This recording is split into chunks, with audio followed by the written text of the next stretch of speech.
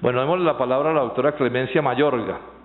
Ella es médica, pediatra, y nos va a hablar de la situación del sector y lo que tiene que ver con todo este tema de los TLCs, porque insistamos, el libre comercio tiene que ver con todos, absolutamente todos los asuntos de la vida del país. Muchas gracias, senador Robledo, por la invitación. A todos unas buenas tardes ya.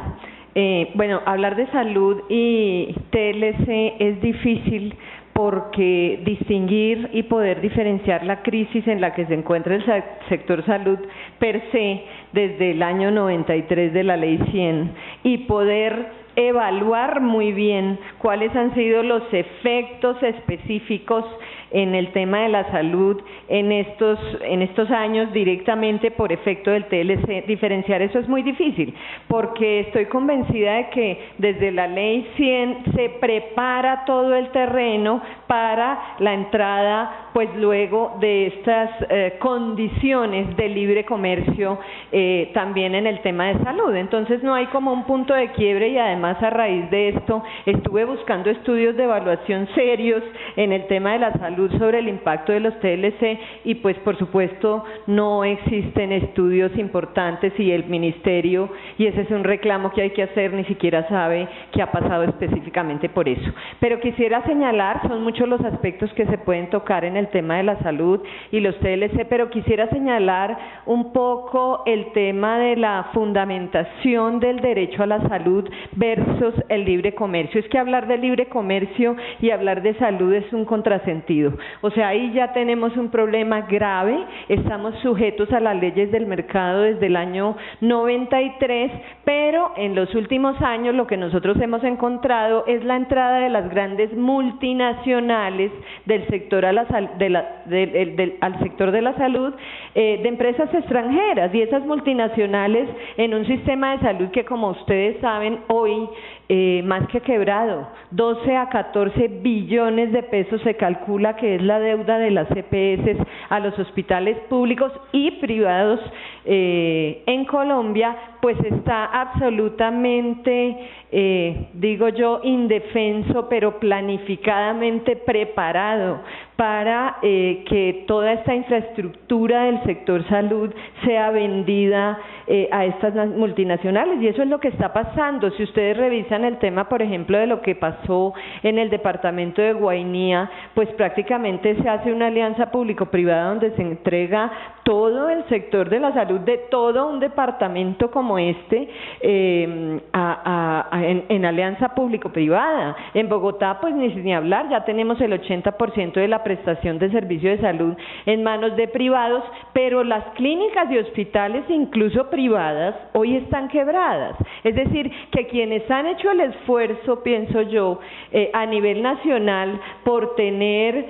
sus clínicas y prestar la infraestructura de salud y el servicio de salud durante mucho tiempo, también hoy están abocados a ser comprados en las grandes redes integradas de servicio, porque lo que se va a hacer en un negocio ya no es de una clínica o dos, como se venía haciendo, sino lo que se está haciendo es una transacción a nivel de grandes redes que incluyen departamentos y regiones completas. Entonces, fíjense ustedes que eso nos plantea un problema de fondo, y es que si nos hemos venido quejando de que el sistema de salud definitivamente se centre en el negocio de la enfermedad, porque la salud de nuestro país dejó de ser definitivamente este derecho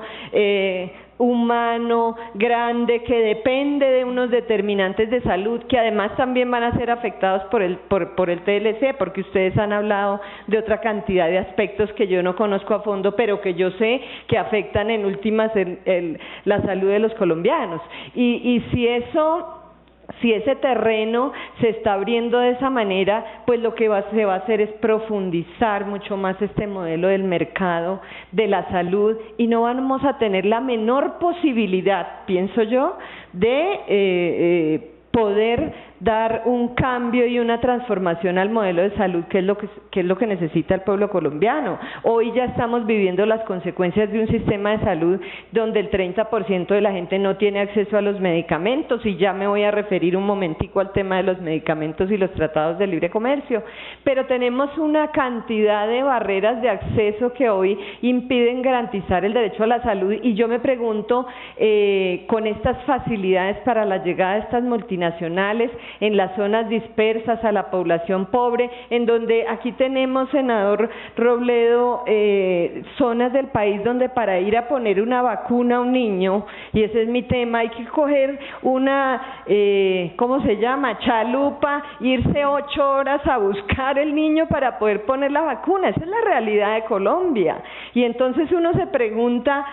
¿quién se va a hacer cargo de eso con la entrada de estas aseguradoras extranjeras y de estos prestadores que pues vienen, por supuesto, por su utilidad, con un agravante? Estábamos comentando hace poquito que ya se habla de la posibilidad de que una EPS extranjera presente una demanda al gobierno colombiano porque es que el FOSIGA no le está pagando a tiempo. El FOSIGA no le está pagando a tiempo a ninguna clínica ni ningún hospital en el país, pero la pregunta que uno se hace es, por esa vía, ¿cuántas demandas millonarias se podrán hacer porque a esas instituciones no se les pague? Y hay algunos ejemplos ya de casos que han ocurrido. Por ejemplo, en México hubo una gran demanda de 16.000 millones de dólares en términos de una multinacional de la salud que demanda por expropiación indirecta porque no consiguió las utilidades suficientes. Y adicional a eso, pues profundizando este tema del mercado por esa vía del libre comercio, en donde siempre nos han dicho, y el mismo Ministerio de Salud, el ministro actual y los ministros anteriores nos han dicho en este tema específicamente, el mercado lo regula. Pero nosotros lo que hemos visto, y les pongo un ejemplo concreto, es las camas de pediatría, que ustedes lo han oído. Más de 1.000 camas de hospitalización de pediatría se han cerrado en el país por esta vía, porque es que no dejan utilidad, porque es que los niños no se infartan, no hay que hacerles trasplante cardíaco, no necesitan stent coronario, insumos que nos están trayendo a través de los tratados de libre comercio que valen 7 y 8 millones de pesos. Los niños no necesitan eso, por lo tanto sus intervenciones se consideran de bajo costo, no son rentables, y pues las camas simple y llanamente se cierran. Entonces, el tema de la prestación del servicio, de la seguridad del derecho a la salud se pierde completamente. El tema de medicamentos, pues es un tema que podríamos hablar mucho tiempo de eso, pero ya en Colombia existen todas las facilidades en el tema de patentes de medicamentos de segundo uso. Miren, solo para ponerles un ejemplo, en VIH-Sida, un tratamiento de un paciente al año con medicamentos con patentes vale $12.000 al año, mientras que con genéricos que tienen el mismo efecto vale $420 al año. Entonces, si nos pudiéramos calcular cuántos pacientes van a tener que dejar de recibir esos tratamientos por efectos de que ellos o el sistema de salud simplemente no los van a poder costear, pues entonces estamos hablando verdaderamente de un tema sumamente complejo que significa vidas, que significa un derecho a la salud completamente vulnerado. Nosotros pensamos que necesariamente el tema de la salud debe ser revisado, renegociado. No entendemos además cómo se metió en el tema de servicios, porque es que además se metió en el tema de servicios de propiedad intelectual, afecta a la investigación, y bueno, creemos que es un desastre y que lo que se está viendo ahorita es francamente la profundización del libre comercio en materia de salud, que significa la muerte para muchos colombianos. Muchas gracias. Sí, gracias, doctora Clemencia Mayorga. Sí, yo creo que el capítulo de propiedad intelectual cubre de manera muy específica medicamentos en los TLCs. Si eso no terminó peor y terminó bien mal, fue porque la propia Iglesia Católica, cuando dimos la lucha del TLC con Estados Unidos, la metió durísimo. y logró cosas importantes. Sin embargo, pues el grueso de las cosas, el doctor Santos le regaló un alargue a las patentes cuando fue ministro de Comercio de César Gaviria, y todo el resto